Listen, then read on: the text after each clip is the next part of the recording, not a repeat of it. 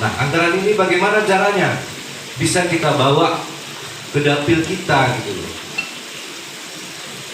Jadi kalau anggaran ini nggak bisa kita bawa, ya kita jadi penonton. Alhamdulillah saya diberi kepercayaan oleh fraksi saya, fraksi Gerindra, untuk duduk di badan anggaran. Jadi kekuatannya bisa full.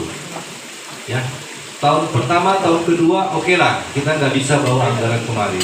Kenapa? Karena kita musibah ya, virus pandemi secara dunia, bukan nasional dan bukan tingkat Sumatera Utara, tapi sudah dunia, banyak korban. Jadi kita harus ya maklumlah, anggaran yang begitu besar dibuat untuk kesehatan, medis, segala macam.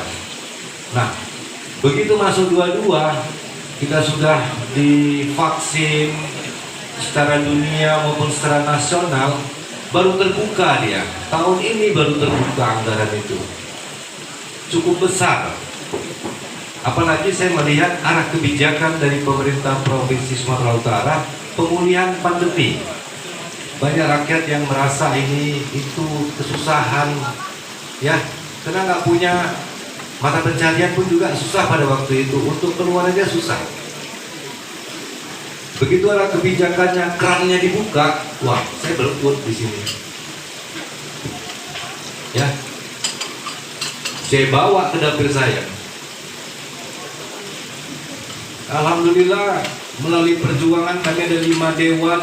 Saya tidak mau membanggakan diri saya, tapi kami ada 5 dari dapil ini. Ya, begitu besar kami bawa kemari. Walaupun tidak dirasakan oleh dinas, tapi manfaat nanti ke depan ini untuk masyarakat menikmati, terutama di infrastruktur jalannya. Ini mohon maaf ya, karena jalan ini jalan provinsi memang belum, tinggal menunggu apa namanya ya, tinggal menunggu pelaksanaannya. Tidak kewenangan kami lagi, tapi kewenangan dari pihak pemenang dari tendernya gitu.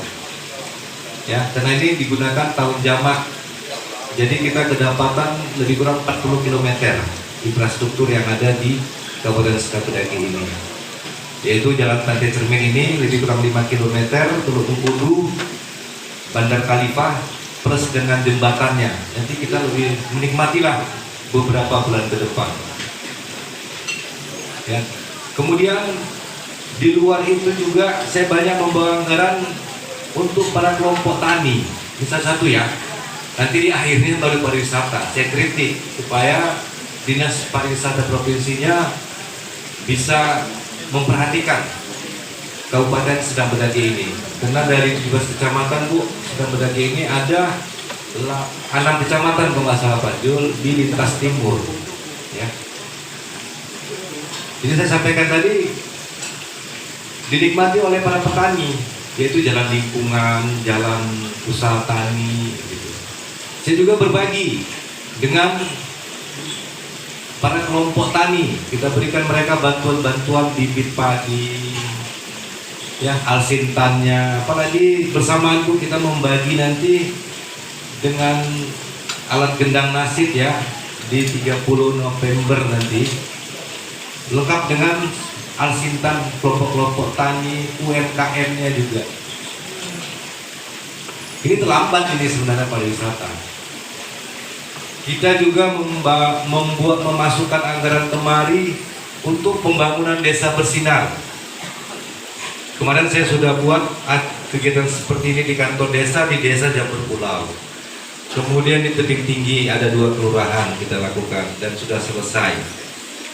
Alhamdulillah tahun depan ya untuk Sumatera Utara ada 300 desa kita pelokkan dari Komisi A.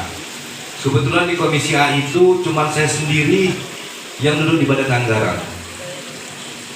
Ya, saya nggak peduli dengan OPD-OPD itu, penting saya bisa cakap, bisa memberikan suara saya, alhamdulillah didengar. Kita bukan benci dengan OPD-nya, tapi bagaimana kinerja mereka gitu. Termasuklah ini kegiatan pariwisata.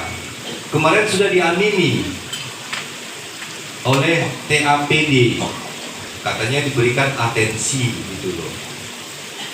Tapi saya lihat untuk penganggaran 2023-nya enggak juga Bu dimasukin gitu. Jadi kesal saya sebenarnya. Makanya saya senang, saya tangkap aja, nggak saya tolak ibu undang saya kemari gitu. Saya mau bawa pariwisata yang belum tersentuh saya anggarannya untuk dibawa kemari gitu.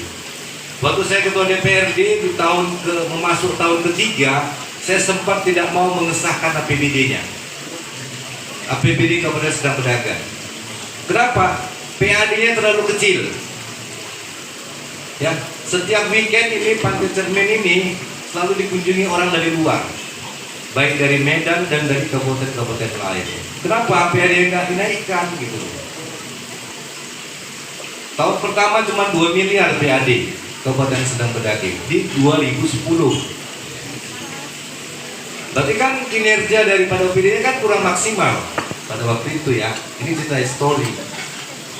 Supaya nanti ada rentetannya sampai dengan untuk program 2023 gitu. Alhamdulillah tahun 2023 sudah di atas hampir 10 miliar di 2000 APBD 2012 pada waktu itu.